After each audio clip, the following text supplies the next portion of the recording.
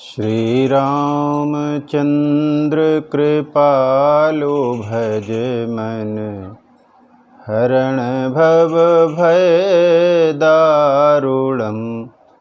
नव कंज लोचन कंज मुख कर, कंज पद कंजारुणम्। श्री राम श्री राम। वंदे विदेह तनया पदपुण्डरीकम्। कैशोर सौरभ समाहृतयोगिचित्तं, हन्तुं त्रितापमनिशं मुनिहंससेव्यम्। सन्मानशालि परिपीत परागपुञ्जम्। कौशलेन्द्रपदकञ्जमञ्जुलौ, कोमलावज महेशवन्दितौ। जानकी करसरोजलालितौ, चिन्तकस्य मनभृङ्गसंगिनौ। अतुलितबलधामं हेमशैलाभदेहं, दनुजवनकृशानुं ज्ञानिनामग्रगण्यं। सकलगुणनिधानं वानराणामधीशं, रघुपतिप्रियभक्तं वातजातं नमामि। श्री गुरुचरण सरोज रज, निज मन मुकुर सुधारि।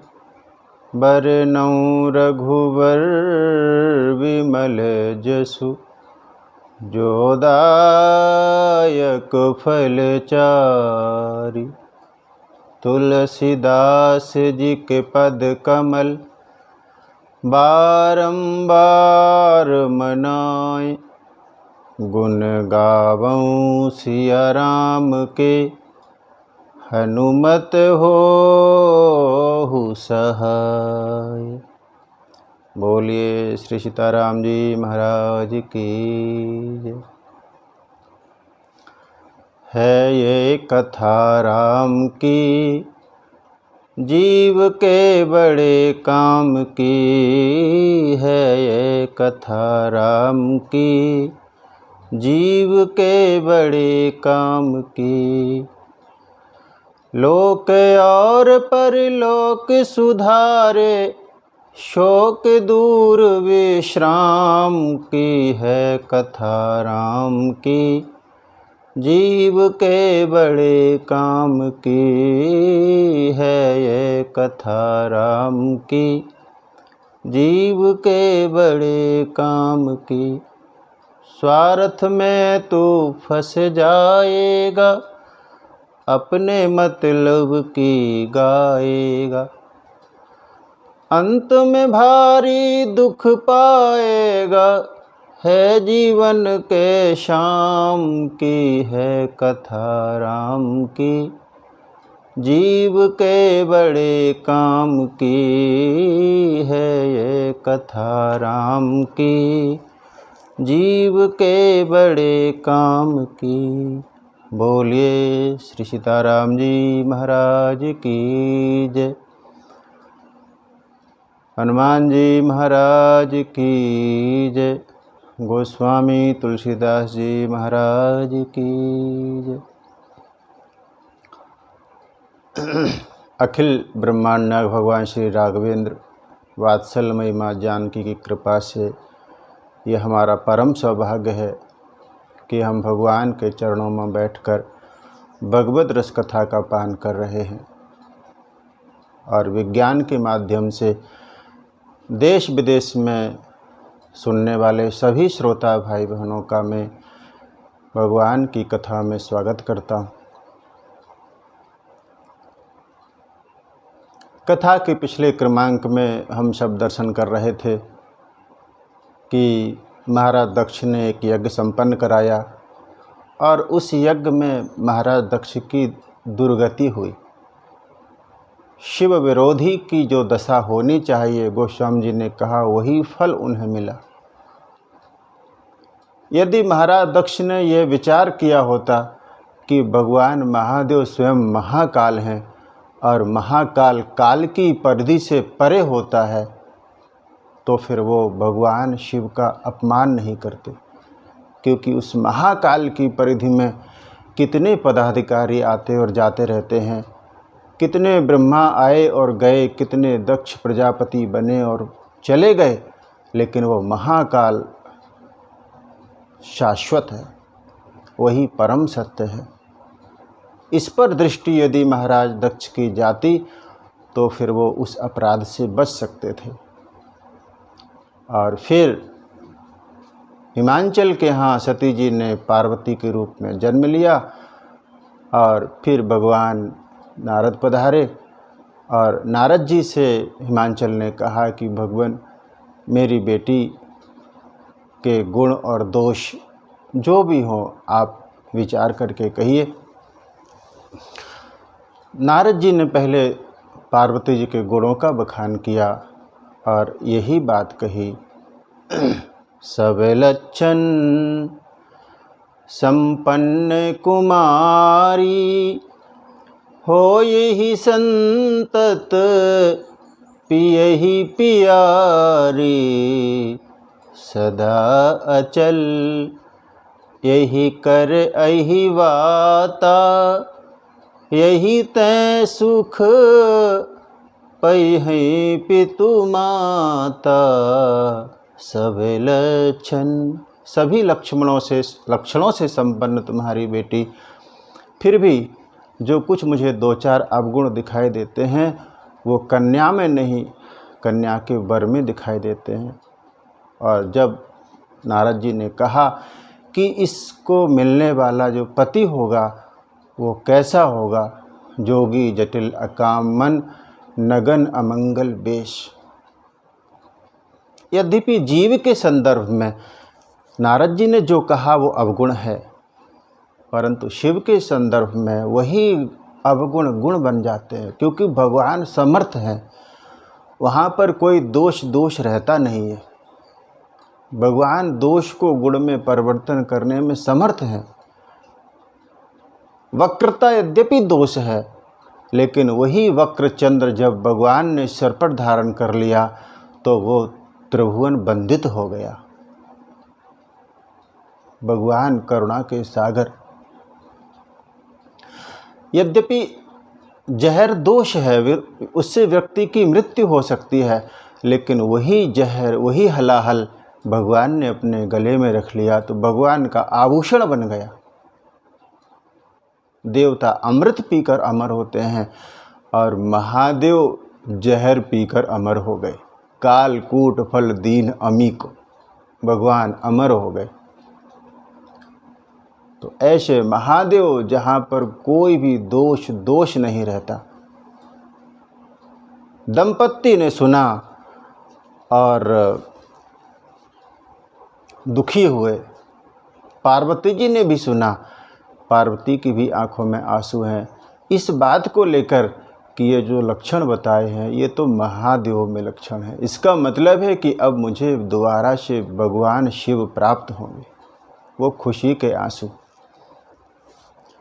और तब हिमवान ने नारद जी के चरणों में सर रख दिया और कहा कि भगवान, मैं आपसे एक ही विनती करता हूँ कि आप कुछ ऐसा उपाय बताएं कि जो आपने अवगुण कहे हैं उन अवगुणों से मैं अपनी बेटी को बचा सकूं।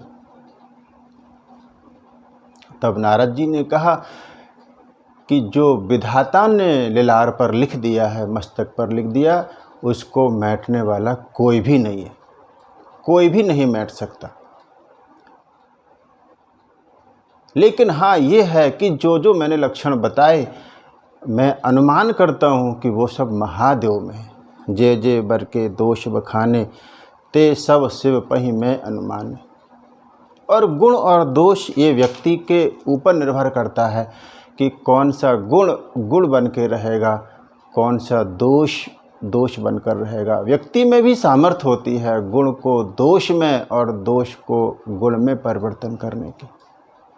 कोई भी दोष तभी तक दोष रहता है जब तक उसकी गति संसार के प्रति होती है, और वही दोष गुण बन जाता है यदि उसकी दिशा बदल जाए, परमात्मा में जुड़ जाता है, तो वही दोष फिर दोष नहीं रहता। संसार के संदर्भ में अहंकार दोष है, परंतु यदि हम ये विचार करें कि परमात्मा मेरा और मैं परमात्मा का हूँ, इस बात का अहंकार भी दोष नहीं है, वो गुण बन जाता है। गुण और दोष ये शाश्वत नहीं है। और नारद जी ने कहा कि जो मैंने अवगुण बताए वो मैं भगवान शिव में देखता हूँ, और यदि महादेव के साथ में विवाह होता है तो ये मंगलकारी होगा। और मैं आपको कहूँ कि जब भी कोई ऐसी परिस्थिति आए कि जिसको बदलना संभव न हो, अपरिहार्य हो, तब फिर हम कोई परिस्थिति नहीं बदल सकते, तो जीव को अपनी मन स्थिति बदलनी चाहिए, उसका सदुपयोग करना चाहिए। आप देखें कि जेल किसके लिए अच्छी होती है, लेकिन उसी जेल में जब लोकमान्य तिलक गए तो उन्होंने भगवद गीता का भाष्य कर दिया, उसका सदुपयोग किया। मन के हारे हार है, मन के जीते जीत। तो महादेव गुणों को स्वीकार करते हैं, दोषों को गुणों में बदलने में समर्थ हैं।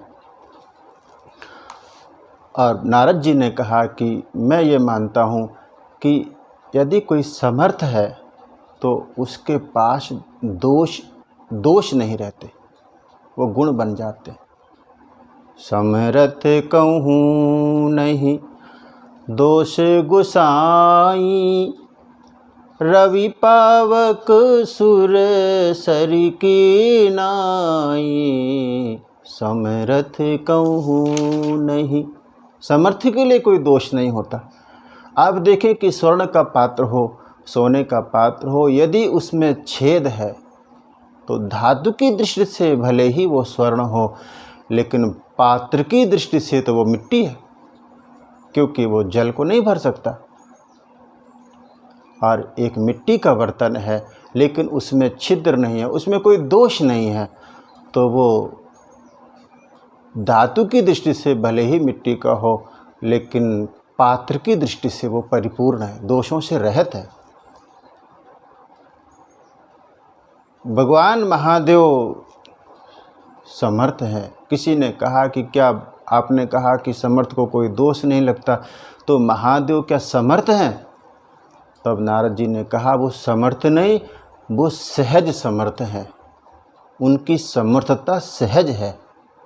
शंभु सहज समर्थ भगवाना, यही विवाह सब विधि कल्याणा।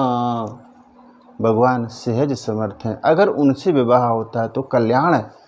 लेकिन उसमें समस्या है।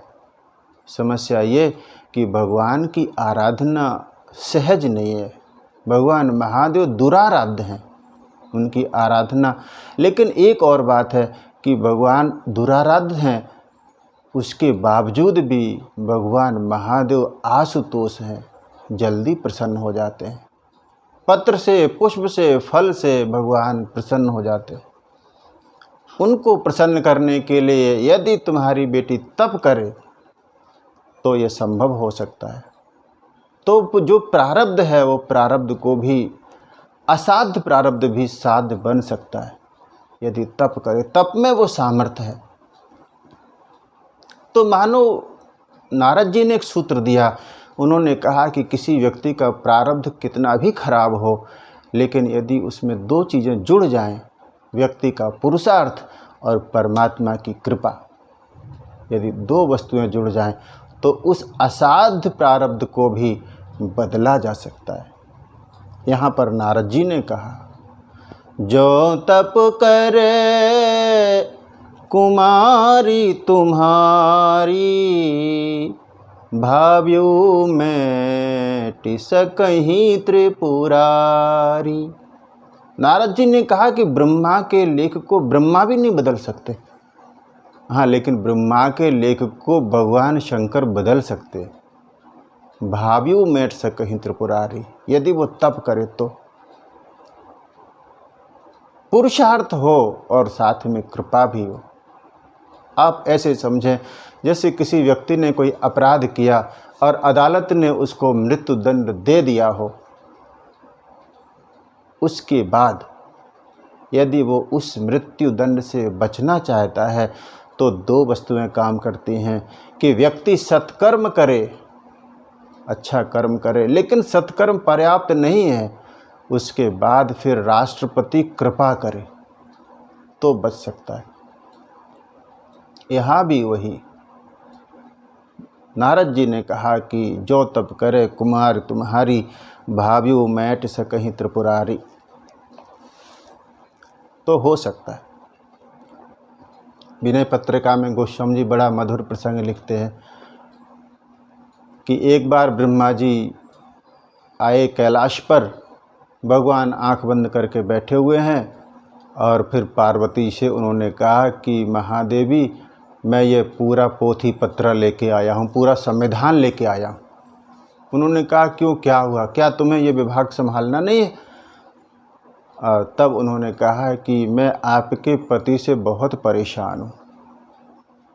विनय पत्रिका में गोस्वामी जी बड़ी मधुर बात लिखते हैं। ब्रह्मा जी ने कहा, बावरो रावरो नाह भवानी, हे भवानी, आपका पति बावला है। पूछा उन्होंने क्या कर दिया?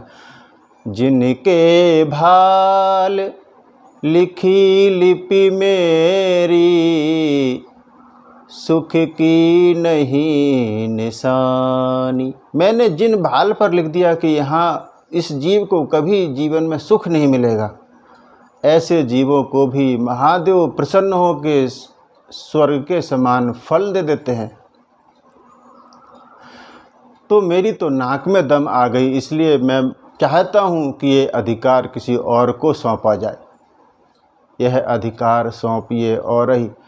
तो भवानी ने कहा कि फिर आप क्या करेंगे? उन्होंने कहा कि मैं भीख मांग के खा लूँगा, काम चला लूँगा, लेकिन अब ये हमसे नहीं होने वाला। भीख भली मैं जानी, तुलसी मुदित महेश मन ही मन, जगत मात मुस्कानी। भगवान तो विधि के लेख को मिटाने में समर्थ हैं। भाव्यू मैट सकहीं त्रिपुरारी।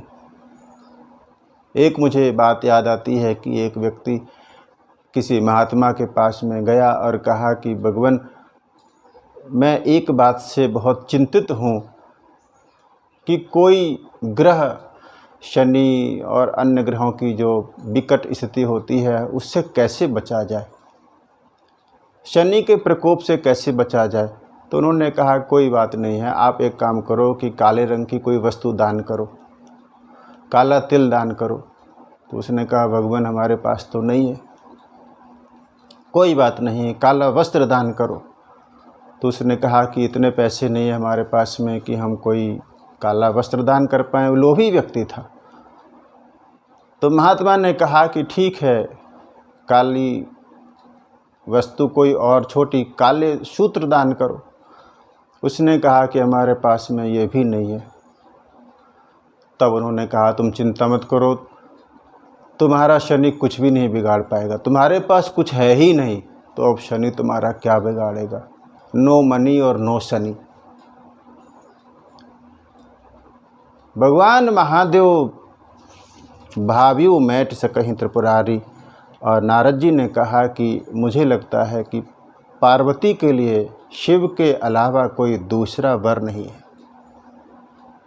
नारद जी ने आशीष दिया और कहा कि भगवान कृपा करेंगे और इस बेटी का कल्याण होगा। नारद जी तो चले गए ब्रह्म भवन अपने पिता ब्रह्मा जी के यहाँ, और यहाँ पर मैना दुखी हैं। मैना संशयात्मक बुद्धि के प्रतीक हैं। और मैना ने कहा हिमांचल से, उनके चरणों में अपना सर रख दिया और कहा कि मैं ये चाहती हूँ कि मेरी बेटी का जहाँ भी विवाह हो वहाँ पर 3 चीज़ें ज़रूर देखी जाएं। और मैं भी कहता हूँ कि इस बात का विचार हमें करना चाहिए। मानस भी इस सूत्र को बताते हैं, जो घर बर कुल होई अनूपा, करिए विवाहु सुता अनुरूपा। घर ठीक हो, संपन्न हो, वर ठीक हो, कन्या के अनुरूप हो, और फिर कुल परंपरा ठीक हो। ये 3 बातें हों, सुता के अनुरूप वर हो, वहाँ पर संबंध करना चाहिए। और यदि ऐसा ना हो तो उन्होंने कहा कि यदि आप नहीं ढूंढ सकते तो मैं ये कहती हूँ, नत कन्या बरु रहु कुंवारी, कंते उमामम प्राण पियारी। नहीं तो मेरी बेटी कुमारी रहे, वो ठीक है। मुझे ऐसी जगह कोई संबंध नहीं करना, विवाह नहीं करना जो महामुनि कह के गए। यदि कहीं ऐसा हुआ कि वो बावला पति हमने ढूंढ लिया अपनी बेटी के लिए, तो सभी लोग उलाहना देंगे कि महाराज हिमांचल तो स्वाभाविक रूप से जड़ हैं, पत्थर हैं, और इन्होंने उसी जड़ता का काम किया। तो मैं ये चाहती हूँ कि बेटी का विवाह हो कुछ इस तरह से हो कि बाद में हमारे मन में कोई पश्चाताप ना हो, कोई दुख ना हो। ऐसा कह के मैना ने हिमांचल के चरणों में सर रख दिया। और फिर हिमांचल ने जो बात कही, उन्होंने कहा कि तुम्हें मालूम है पार्वती जी के भविष्य के बारे में किसने घोषणा की है? कहा नारद जी ने। तो कहा उनका नाम ही नारद है, जिनकी बात ना रद्द, जो रद्द नहीं हो सकती, वो नारद जी है। और हिमांचल ने कहा, बरु पावक प्रगटै शशि माही, नारद वचन अन्यथा नाही। बरु पावक, चंद्रमा क्यों ना अग्नि उगले? चंद्रमा भी भगवान का मन है और नारद जी भी भगवान के मन है। चंद्र देव है, नारद जी देवर्षि हैं, दोनों भगवान के मन हैं। यहाँ पर हिमांचल ने कहा चंद्रमा किंचित गिर भी जाए, पतित हो भी जाए, लेकिन नारद जी की वाणी कभी निष्फल नहीं हो सकती। भगवान तो गीता में कहते हैं कि देवर्षियों में मैं खुद ही नारद हूँ, देवर्षि रामच नारदा। तो कहा कि नारद जी की वाणी कभी असत्य नहीं हो सकती, इसलिए तुम सोच को त्यागो और भगवान का ध्यान करो। जिसने पार्वती जी का निर्माण किया है वही हमारी बेटी का कल्याण भी करेगा। जिसने बेटी बनाई है उसी ने बेटी के लिए वर भी बनाया है। अब उचित यही है कि जब नारद जी कह के गए हैं कि बेटी यदि तप करे तो महादेव मिलेंगे, तो मैं तुमसे यही कहता हूँ कि अब बेटी को ये शिक्षा दो कि वो तप करे जिससे महादेव प्रसन्न हो, महादेव मिले। और हिमांचल ने कहा कि भगवान महादेव में भले ही कितने भी अवगुण उन्होंने गिनाए हों, लेकिन मैं जानता हूँ कि भगवान महादेव कैसे हैं। उन्होंने कहा सुंदर सब गुण निधि वृषकेतु, भगवान महादेव से सुंदर कोई नहीं, वो गुणों के निधि है। इसलिए अस विचारी तुम तजहु असंका। ये आशंका छोड़ो, सबहि भांति संकरु अकलंका। सभी प्रकार से भगवान महादेव कलंक से रहित हैं, वहाँ पर कोई दोष नहीं है। पति की बात सुनी तो गिरजा अपनी बेटी के पास गई और जब बेटी को देखा, साहब तो माँ है, ममता हृदय में भर आई और अपनी बेटी को हृदय से लगा लिया। कंठ रुंध गया, कुछ कहने में समर्थ नहीं है। और सामने तो पार्वती जी, और पार्वती साहब जगत की अम्बा है, स्वयं जगदम्बा हैं। उन्होंने अपनी माँ की दशा देखी तो माँ को सांत्वना देने के लिए उन्होंने कहा कि माँ, मैंने एक स्वप्न देखा। माँ कह ही नहीं पाई कि बेटी तुम तप करने के लिए जाओ।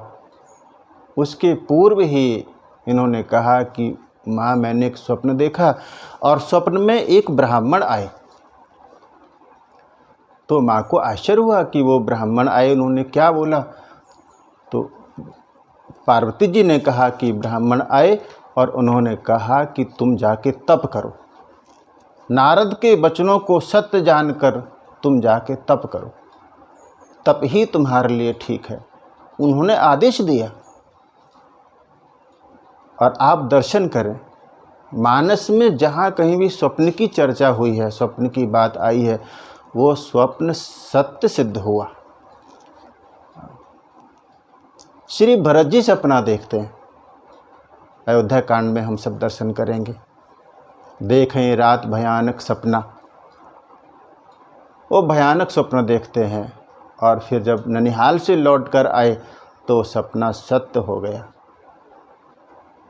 जब श्री भरत पूरे प्रजा को लेके, सभी समाज को लेके चित्रकूट प्रस्थान करते हैं, भगवान के पास जाते हैं, पहुंचने के पूर्व सीता जी को स्वप्न आता है। गोस्वामी जी लिखते हैं, उहाँ राम रजनी अवशेषा, जागे सिय सपन अस देखा। सीता जी को स्वप्न हुआ कि माताएं कुछ ठीक नहीं दिख रही हैं, उनका अमंगल वेश है, प्रजा पूरी दुखी है, कोई ना कोई अमंगल हुआ है अवध में। और फिर वो सपना तुरंत ही सच साबित हो जाता है। इसी तरह आप लंका कांड में देखें कि जब हनुमान जी महाराज अशोक वृक्ष पर विराजमान हैं, बैठे हुए हैं, और त्रिजटा जब सीता जी को समझाती है, उसके पूर्व सभी राक्षसियां जब सीता जी को परेशान करती हैं, तब त्रिजटा ने राक्षसियों से कहा कि मैंने एक सपना देखा। सपने बानर लंका जारी, जात उदान सेना सब मारी। मैंने देखा है कि एक बंदर आया है और उसने पूरी सेना को नष्ट कर दिया। तो जहाँ कहीं भी स्वप्न की बात आती है वो सच साबित हुआ। यहाँ भी पार्वती जी के सपने को मैना ने ईश्वरीय आदेश के रूप में माना कि भगवान का ही आदेश है। तो मैना ने पूछा कि और उस महात्मा ने क्या कहा। तब पार्वती जी ने कहा कि उन्होंने तप की महिमा बताई। अच्छा, तप की क्या महिमा है? तप बल रचई प्रपंच विधाता। कहा, माँ, तप के बल से ही विधाता इस प्रपंच को रचते हैं। तप बल विष्णु सकल जग त्राता, तप बल शंभु करहि संघारा, तप बल शेष धरई मही भारा। तप के प्रभाव से ब्रह्मा सृष्टि का सृजन करते हैं, भगवान विष्णु सृष्टि का पालन करते हैं और महादेव इस सृष्टि का संहार करते हैं। तप के प्रभाव से ही सहस्त्र शीर्ष अपने शीश पर इस पूरे ब्रह्मांड को धारण करते हैं। तप के प्रभाव से ही सब कुछ संपन्न हो रहा है। और कहा कि पूरी सृष्टि का आधार तप है, तप आधार सब सृष्टि भवानी। वर्णन आता है कि जब भगवान विष्णु के नाभि से कमलनाल निकली, उसके बाद कमल, कमल के पर ब्रह्मा का प्राकट्य हुआ और ब्रह्मा जी ने विचार किया कि मेरे मूल में कौन है। और फिर वो जब कमलनाल में गए, चलते गए, बहुत समय निकल गया, लेकिन जब वो था नहीं मिली, तब पुनः कमल पर आए और फिर उन्हें पानी में गिरती हुई बूंदों की आवाज़ आई। तब तब तब उन्हें समझ में आया। तब ब्रह्मा जी ने तप किया। किसी ने पूछा कि आप क्यों तप कर रहे हैं, आप तो सृष्टि के सृजन करता हैं, आप क्यों तप कर रहे हैं। तब ब्रह्मा जी ने कहा कि मैं तप इसलिए कर रहा हूँ क्योंकि मैं ये देखना चाहता हूँ कि मेरा सृजन किसने किया, मेरे मूल में कौन है। मेरे मूल में जो है वही हमसे सृजन करवा रहा है। और इसलिए आप दर्शन करेंगे जब भगवान का जन्म होता है तो ब्रह्मा जी वहाँ पर एक बड़ी मीठी बात कहते हैं, भगवान से स्तुति करते हैं। वहाँ पर उन्होंने कहा, जेहि सृष्टि उपाई त्रिविधि बनाई, संग सहाय न दूजा। कहा भगवान आपने ही इस सृष्टि को बनाया। तो भगवान ने कहा कि ब्रह्मा जी से कि तुम तो कहते हो मैंने बनाया, लेकिन सृष्टि पूरी जानती है कि ब्रह्मा जी ही सृजनकार हैं। तो ब्रह्मा जी ने कहा कि जब आपने बनाया तब कोई दूसरा व्यक्ति साक्षी नहीं था, गवाही देने वाला कोई नहीं है, लेकिन मैं जानता हूँ कि इस सृष्टि के मूल में आप हैं। तप की महिमा माँ को समझाई। माँ चकित हुई और हिमांचल को बुलाया, स्वप्न के बारे में बताया कि ऐसा ऐसा स्वप्न मेरी बेटी ने देखा। और फिर भवानी तप के लिए गई। माता पिता ने अनुमति दी, लेकिन यहाँ माता पिता व्याकुल हैं। तब गोस्वामी जी कहते हैं एक मुनि है, वेदशिरा नाम के मुनि आए और उन्होंने माता पिता को समझाया। भगवान वेदशिरा मुनि ने पार्वती जी की महिमा को समझाया। कुछ संतोष हुआ, पार्वती जी तप करने के लिए चली। गोस्वामी जी ने पंक्तियाँ लिखी, और धरी उमा प्राणपति चरना, जाई विपिन लागी तप करना। जाके तप करने लगी। अति सुकुमार न तन तप जोगु, पति पद सुमिरी तजो सब भोगो। और धरी उमा, अपने हृदय में भगवान महादेव के चरणों को रखकर भवानी तप करने लगी। और अति सुकुमार हैं, तन के योग उनका शरीर नहीं है। पति के चरणों का स्मरण करके सभी प्रकार के भोगों को छोड़ दिया। अब एक प्रश्न यहाँ पर यह है कि क्या महादेव तप के बिना सती को नहीं मिलते, पार्वती को नहीं मिलते? पूर्व जन्म में सती ने कौन सा तप किया था? उन्हें तो महादेव सहजता से ही उपलब्ध हो गए थे ना। यहाँ भी पार्वती जी को भगवान महादेव सहजता से मिल सकते थे, मिल ही जाते। तप की क्या आवश्यकता है? और मैं आपको कहूँ कि जब कोई भी वस्तु संसार में, कोई भी वस्तु बिना पुरुषार्थ के, बिना प्रयास के सहजता से और सरलता से मिल जाती है, तब फिर व्यक्ति उस वस्तु का मूल्यांकन नहीं कर पाता। फिर उस वस्तु, कोई भी वस्तु कितनी भी महंगी हो, कितनी भी मूल्यवान हो, व्यक्ति उसका निरादर करने लगता है। हम पुरुषार्थ से पाएं, पसीने की कमाई हो, तब उसका मूल्य हमें समझ में आता है। आप देखें कि हम सब केदारनाथ दर्शन करने के लिए जाते हैं, अमरनाथ की कठिन यात्रा होती है। क्यों? वैष्णो देवी की यात्रा करने के लिए सब भक्त लोग जाते हैं, इसलिए कि जब आप तप करेंगे, जब आप पुरुषार्थ करेंगे, प्रयास करेंगे, परिश्रम करेंगे, तो दर्शन का फल आपको मीठा लगेगा, उसकी महिमा समझ में आएगी। बिना तप के तो सती को भी भगवान मिल गए, लेकिन तब सती ने भगवान की महिमा को कहाँ जाना। आप एक दर्शन करें कि भगवान राम का जन्म हुआ तो राजकुमार हैं, और इनकी पढ़ाई लिखाई के लिए, विद्या अध्ययन के लिए महाराज दशरथ भगवान वशिष्ठ को अपने घर पर बुला सकते थे, लेकिन तब वो विद्या का मूल्य समझ में नहीं आता।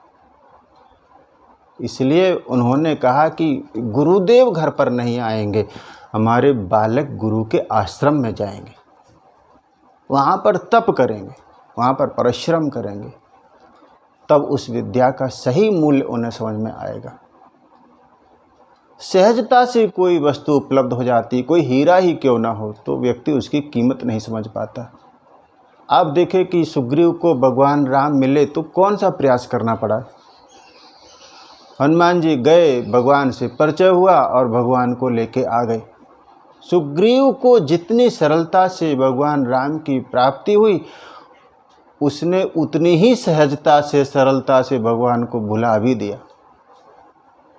भगवान कहते भी हैं, सुग्रीव बहु सुधि मोरि विसारी। तो भाव ये कि तप करना जरूरी है, पुरुषार्थ करना जरूरी है, परिश्रम करना जरूरी है। यहाँ पर पार्वती जी तप कर रही हैं, भगवान शिव का नाम जप रही हैं। हम भी थोड़ा सा स्मरण करें। नमः शिवाय, ओम नमः शिवाय, हर हर भोले, नमः शिवाय, नमः शिवाय, ओम नमः शिवाय, हर हर भोले, नमः शिवाय। गंगाधराय शिव गंगाधराय, हर हर भोले, नमः शिवाय, नमः शिवाय, ओम नमः शिवाय, हर हर भोले, नमः शिवाय। रामेश्वराय शिव रामेश्वराय, हर हर भोले, नमः शिवाय, नमः शिवाय, ओम नमः शिवाय, हर हर भोले, नमः शिवाय। पार्वती जी तप कर रही हैं, भगवान के चरणों में उनका मन लगा हुआ है। गोस्वामी जी कहते हैं कि संबत सहस मूल फल खाए। 1000 वर्ष तक उन्होंने सिर्फ फल और मूल खाए। उसके बाद 100 वर्ष तक उन्होंने सिर्फ साग सब्जियां ही खाईं, और फिर धीरे धीरे उन्होंने भोजन बंद कर दिया। तो कुछ दिन तक सिर्फ वायु का भक्षण, सिर्फ जल का भक्षण, जल को छोड़ दिया तो सिर्फ वायु का भक्षण। गोस्वामी जी कहते हैं कि उन्होंने 3000 वर्ष तक बेल पाति मही परई सुखाई, 3 सहज संबत सोई खाई। जो बेल पत्रिकाएँ हैं, सूख के गिर जाते थे पत्ते, 3000 वर्ष तक उन्होंने वही खाए। और जब पार्वती जी ने उन पत्तों को खाना भी छोड़ दिया, तब उनका नाम अपर्णा हो गया। बेल पाती मही परई सुखाई, 3 सहस संबत सोई खाई। पुनि परिहरे सुखान्यु पर्णा, उमहि नाम तब भययु अपर्णा। उनका नाम अपर्णा हुआ। तप करते करते पूरा शरीर क्षीण हो गया, और जब पूरा शरीर क्षीण हुआ तब ब्रह्मवाणी हुई। और ब्रह्म की वाणी भगवान की वाणी है। और उसने कहा कि हे भवानी, हे गिरिराज कुमारी, तुम्हारा मनोरथ सफल हो गया। अब तुम ये दुसह जो कष्ट सह रही हो उसको छोड़ दो। मेरी वाणी कभी झूठ नहीं होती, तुम्हें भगवान निश्चित रूप से प्राप्त होंगे। परिहर दुसह कलेश सब, अब मिली हैं त्रिपुरार।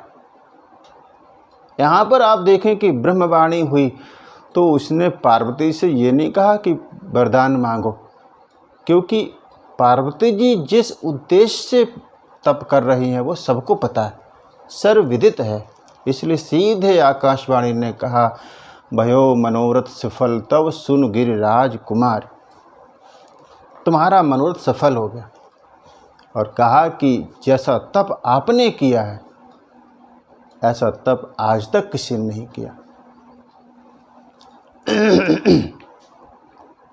अस तप काहू न कीन्ह भवानी, भय अनेक धीर मुनि ज्ञानी। बहुत से धीर मुनि ज्ञानी हुए लेकिन ऐसा तप किसी ने नहीं किया।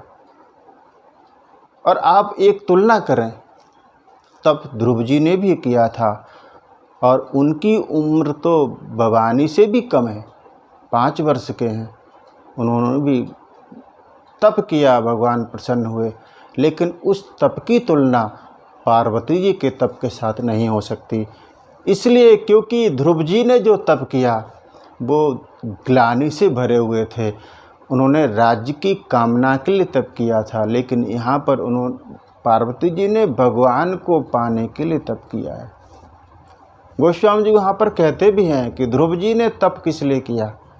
ध्रुव सगलान जपेऊ हरि नाऊ, पायो अचल अनुपम ठाऊं। जो उद्देश्य था वो उद्देश्य उनका पूरा हुआ, उनको अचल स्थान मिला। तो ब्रह्मवाणी ने कहा कि भवानी तुम्हारा तप पूर्ण हुआ और जैसा तुमने तप किया है आज तक किसी ने नहीं किया। अब एक काम करना, तुम्हारे पिता जब तुम्हें बुलाने आएँ तो तुम हठ छोड़कर घर चली जाना। और पिता तुम्हें बुलाने कब आएंगे, उसके पहले तुम्हारे पास सप्तऋषि आएंगे। ऐसा कहते ब्रह्मवाणी तो चली गई, अंतर्धान हो गई। और गोस्वामी जी कहते हैं कि यहाँ तक मैंने पार्वती जी के तप को, पार्वती जी के चरित्र को गाया। अब सती जी के जानने के बाद भगवान महादेव की क्या स्थिति है उसका हम दर्शन करें।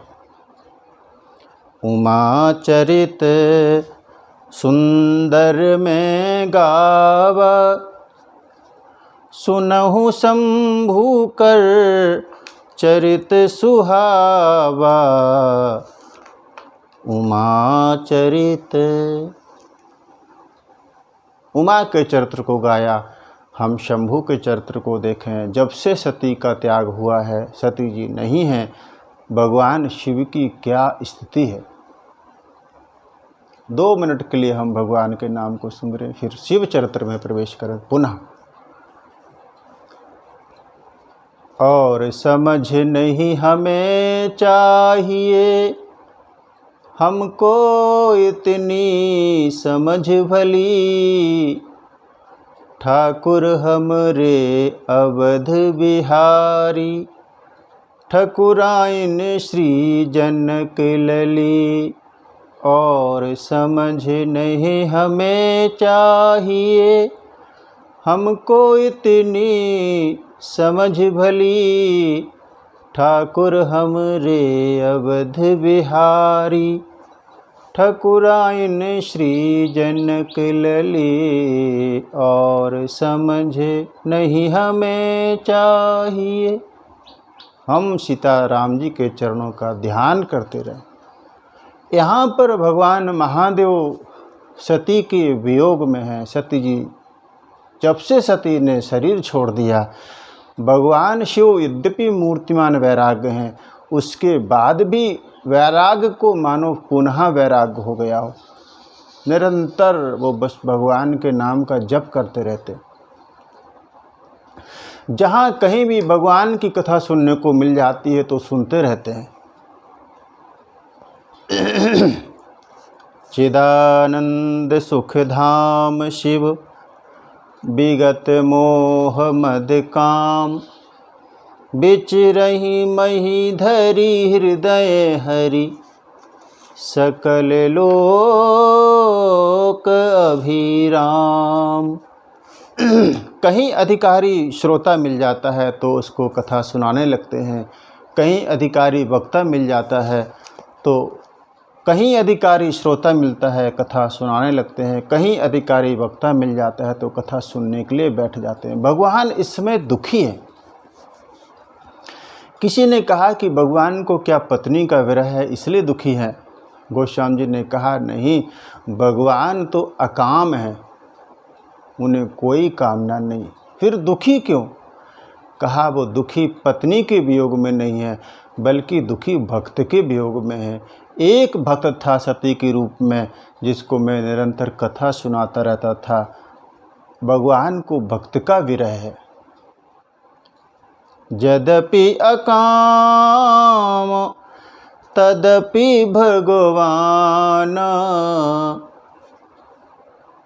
यद्यपि भगवान अकाम है फिर भी भगत विरह दुख दुखित सुजान। भक्त के विरह में भगवान सुजान है, दुखी है। महादेव दुखी जरूर हैं लेकिन फिर भी उनकी इच्छा भगवान की इच्छा में शामिल है। अपनी कोई इच्छा नहीं, जैसा तुम चाहो बस वैसा ही होगा। भक्त तो भगवान के हाथ की कठपुतली है, वो बस एक ही बात कहता है, ना गलत चाहता हूँ ना सही चाहता हूँ, जो तुम चाहते हो मैं वही चाहता हूँ।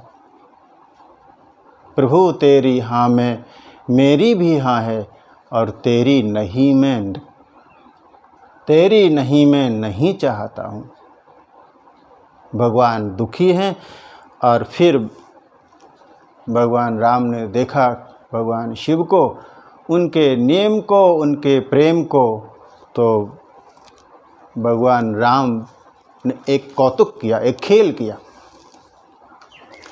महादेव ध्यानस्थ बैठे थे, अचानक क्या हुआ कि उनके अंतर से वो ध्यान मूर्ति गायब हो गई, चली गई। तो भगवान तो परेशान हुए, आँख खोल कर देखा तो सामने क्या देखते हैं? प्रगटे राम कृतज्ञ कृपाला। भगवान सामने विराजमान है और कैसी छवि!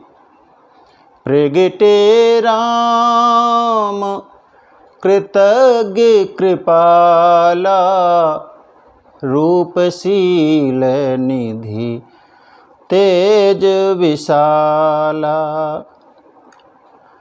बहु प्रकार शंकर ही सराहा, तुम बिन असुवृत को निर्वाहा। प्रगटे राम, भगवान प्रकट हुए। कैसे भगवान हैं? भगवान कृतज्ञ हैं, थोड़े को भी बहुत मानते हैं, कृपालु हैं भगवान। कृतज्ञ कौन? एक बड़ी मीठी बात में राजेश रामायणी जी जो मानस के प्रवक्ता, उनसे मैं सुन रहा था, उन्होंने कहा कि कृतज्ञ वो कि यदि आप किसी को एक गिलास पानी दें और वो ये विचार करे कि कब ऐसा मौका आए कि मैं इनको एक गिलास दूध दे दूं, तो वो व्यक्ति कृतज्ञ, वो कृतज्ञता है। और यदि आप किसी को एक गिलास जल दें और दूसरा विचार करे कि कब इस गिलास को मैं गायब कर दूं, तो यह उस जीव की कृतज्ञता है। भगवान राम कृतज्ञ हैं, कृपालु हैं। भगवान महादेव ने सामने राम जी को देखा तो राम जी का संकेत ये था कि जो तुम्हारे अंतर में है वही बाहर भी तो है, अंतर बाहर एक ही है। और भगवान के रूप को देखा तो वो रूप सिंधु कि महादेव प्रणाम करना भूल गए। रूपशील निधि तेज विशाला। और फिर राम जी ने भगवान शंकर की सराहना की कि जैसा तुमने व्रत का निर्वाह किया है वैसा निर्वाह करने वाला कोई नहीं होगा। तो कहा भगवान महादेव से कि मैं आज आपको कथा सुनाने आया हूँ। आपने आज तक बहुतों को कथा सुनाई होगी, क्योंकि भगवान तो मानस के रचयिता भी हैं, वक्ता भी हैं और श्रोता भी हैं महादेव। तो भगवान राम ने कहा कि मैं आज आया हूँ आपको कथा सुनाने के लिए। शिव जी ने कहा कि भगवान आप कथावाचक कब से हो गए? तो राम जी ने कहा कि मैं तो जन्म से ही कथावाचक हूँ। भगवान का प्राकट्य हुआ, जन्म हुआ, तो गोस्वामी जी वहाँ पर लिखते हैं, कही कथा सुहाई मात बुझाई जही प्रकार सुत प्रेम लहै। तो राम जी ने कहा कि मैं आपको कथा सुनाने आया हूँ। और दूसरी बात ये कि कथा सुनने के बाद नियम यह है कि श्रोता को दक्षिणा देनी होती है, तो मैं आपसे फिर दक्षिणा भी लूँगा, आपसे दान भी लूँगा। और आपके समान कोई दानी भी नहीं है। दानी कहूँ शंकर सम नाई, भगवान के समान कौन दानी होगा महादेव के समान। तो शिव जी ने कहा कि भगवान कथा आप सुनाएंगे, किसकी कथा सुनाएंगे? तो राम जी ने कहा कि मैं पार्वती जी की कथा सुनाने जा रहा हूँ। भगवान महादेव ने कहा कि ठीक है सुनाओ, जैसी आपकी मर्जी। और तब अति पुनीत गिरिजा के करनी विस्तर सहित कृपा निधि वर्णी।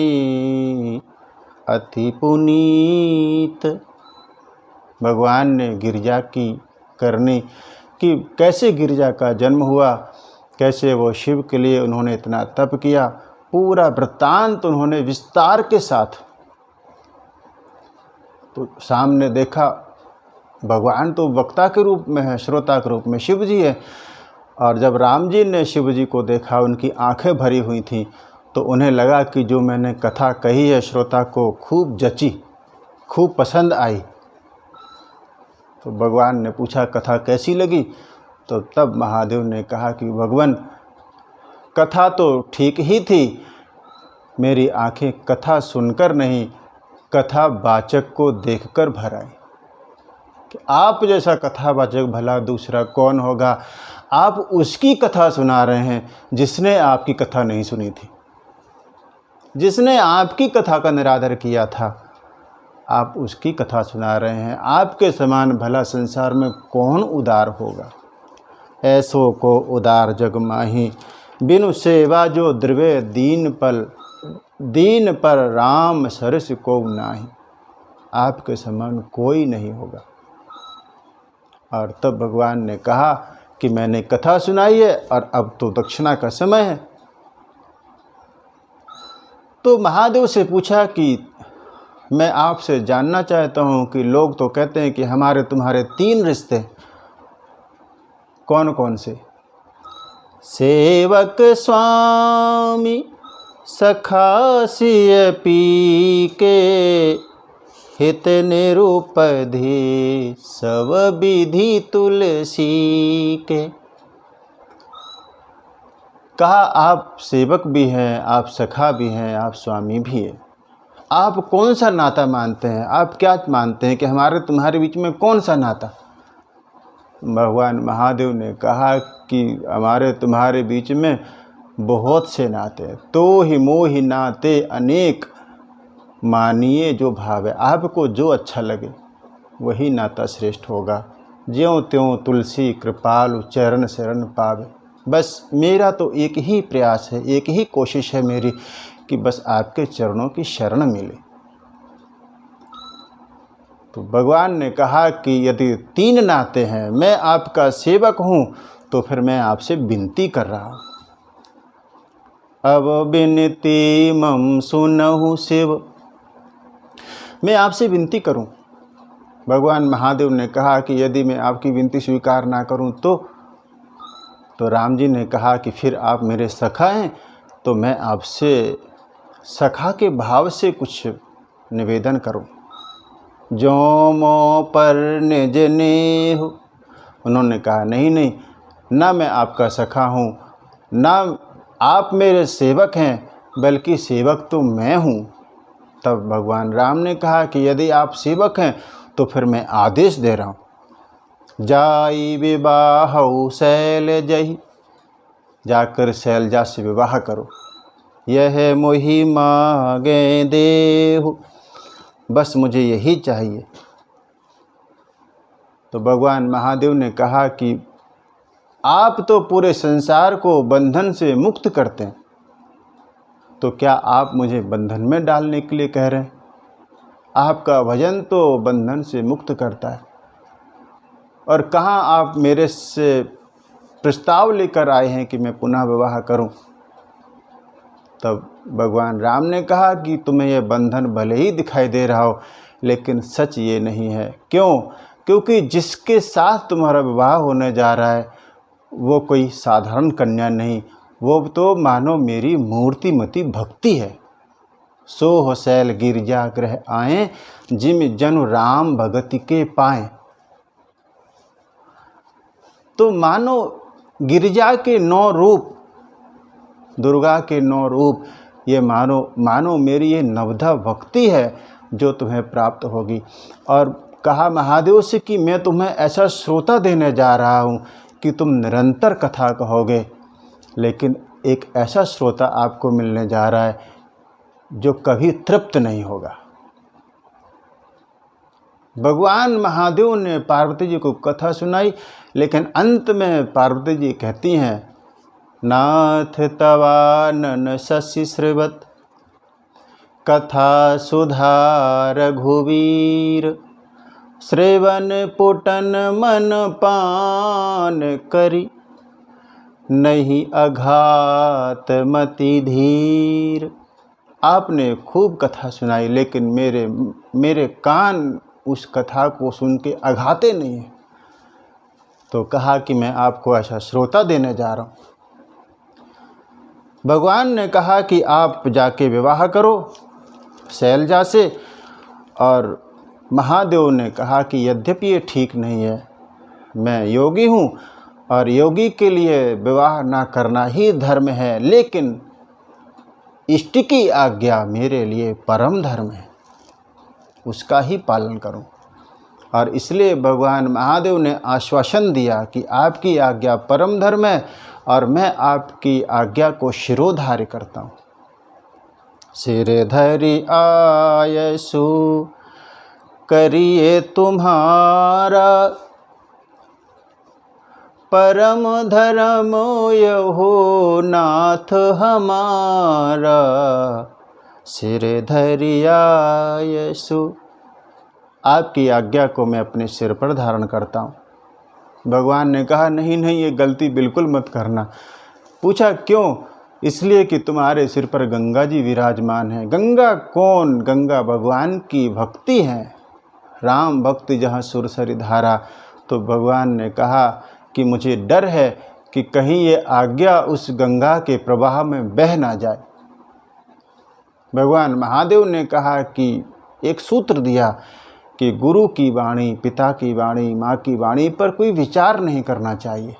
गुरु पितु मातु स्वामी हित वाणी, बिनहि विचार करिए शुभ जानी, शुभ जानकर उसका पालन करना चाहिए।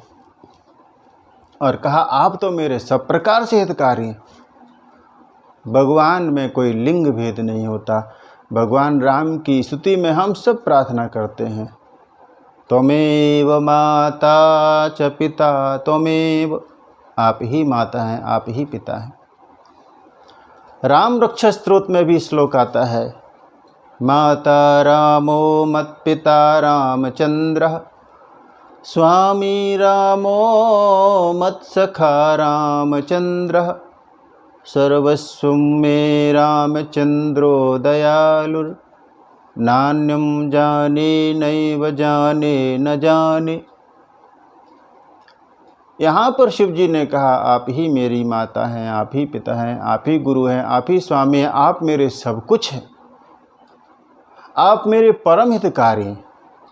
तो मैं सब भांति परम हितकारी, आज्ञा सिर पर नाथ तुम्हारी। आपकी आज्ञा मैं अपने सिर पर रखता हूँ, आप मेरे परम हितैषी हैं। तब भगवान ने कहा कि जो मैंने आज्ञा दी उसको सिर पर नहीं रखना है, फिर कहा उसको अपने हृदय में रखना। इसलिए कि यदि तुमने दिमाग में रखी तो दिमाग से कोई बात निकल सकती है, लेकिन यदि कोई बात दिल में उतर जाएगी तो फिर तुम उसको भूलोगे नहीं। और फिर भगवान ने कहा कि तुम्हारा प्रण तो पूरा हो गया, सती का त्याग हो गया, तो तुम्हारा प्रण पूरा हो गया, क्योंकि तुमने प्रण किया था कि यही तन सती ही भेंट मोहि नाही, सती से अब भेंट नहीं होगी, इसलिए तुम्हारा पन पूरा हो गया। तो अब जो मैं कह रहा हूँ उसको अपने हृदय में रखो। कह प्रभु हर तुम्हार पन रहेऊ, अब उर राख्यो जो हम कहेऊ। जो मैं कह रहा हूँ अब उसको अपने हृदय में रखो। भगवान राम जैसे ही अंतर्धान हुए तो शिव जी ने कहा कि मैं सिर्फ आज्ञा को नहीं बल्कि आज्ञा देने वाले को भी अपने हृदय में रख लेता हूँ। वही जो भगवान राम को डर था वही हुआ। आज्ञा तो वो कब गंगा की धारा में जटाओं में खो गई। भगवान अंतर्धान हुए तो शिव जी ने हृदय में क्या रखा? अंतर्धान भयस भाषी, शंकर सोई मूर्ति उर राखी। वही मूर्ति अपने हृदय में उन्होंने रख ली भगवान ने। वो तो कहीं उलझ कर कहीं खो गई। और आप दर्शन करें कि भगवान राम नारद जी जब विवाह करना चाहते हैं तो उन्हें करने नहीं देते, और यहाँ पर भगवान महादेव विवाह नहीं करना चाहते हैं तो वो ज़बरदस्ती उनका विवाह करवा देते। भाव ये कि भगवान शंकर प्रौढ़ बालक हैं, वयस्क बालक जैसे हैं भगवान के, तो उसका विवाह होना चाहिए। लेकिन नारद जी भगवान के सुकुमार बालक हैं, छोटे से नन्हे बालक हैं, तो वहाँ पर विवाह की कोई उपयोगिता नहीं थी। भगवान अंतर्धान हुए तो महादेव ने उस छवि को अपने हृदय में रख लिया। हम सब भी थोड़ा सा गुनगुनाएं। सिर पर सीताराम फिकर फिर क्या करना, सिर पर सीताराम फिकर फिर क्या करना, क्या करना क्या करना, फिकर फिर क्या करना, तेरे बिगड़े बनेंगे काम, फिकर फिर क्या करना, सिर पर सीताराम फिकर फिर क्या करना। पितु रघुवर श्री जानकी मैया, फिर क्यों परेशान हो भैया, कटेंगे कष्ट तमाम, फिकर फिर क्या करना, सिर पर सीताराम फिकर फिर क्या करना।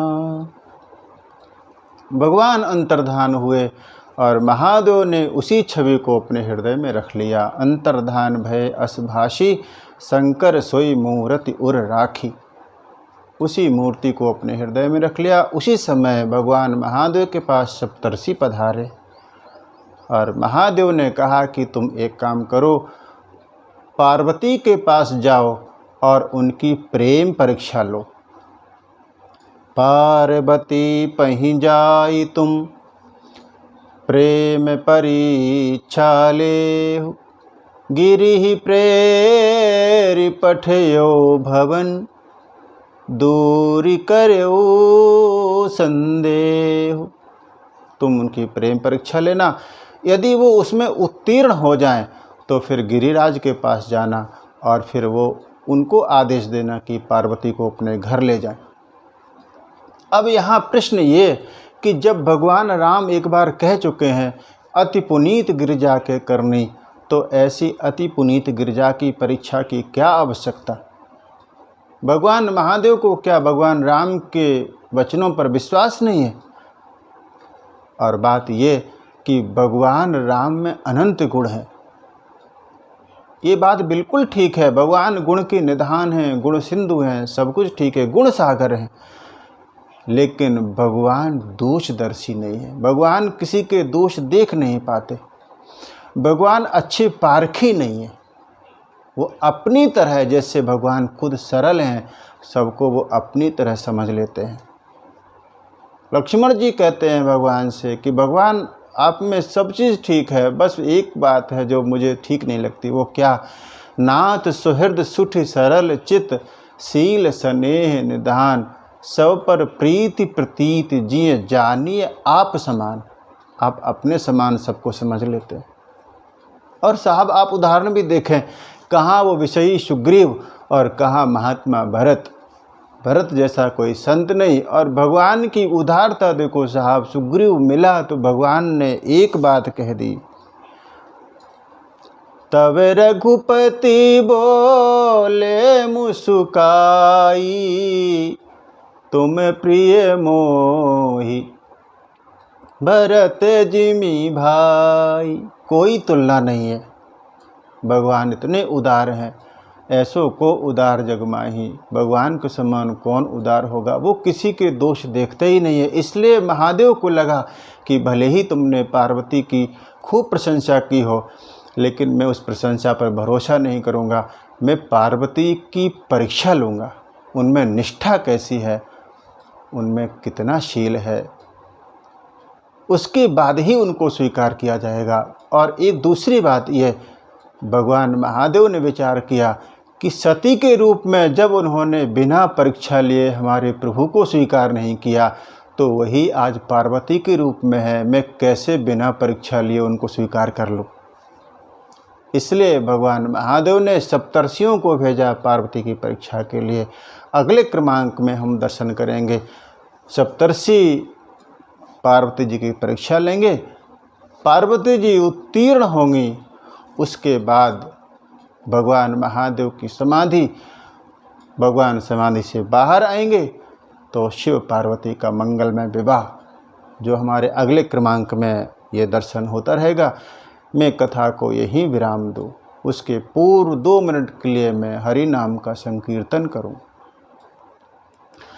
जय सिया राम, जय जय सिया राम, जय सिया राम, जय जय सिया राम, सीताराम जय सीताराम, जय सिया राम, जय जय सिया राम। बोलिए श्री सीताराम जी महाराज की जय।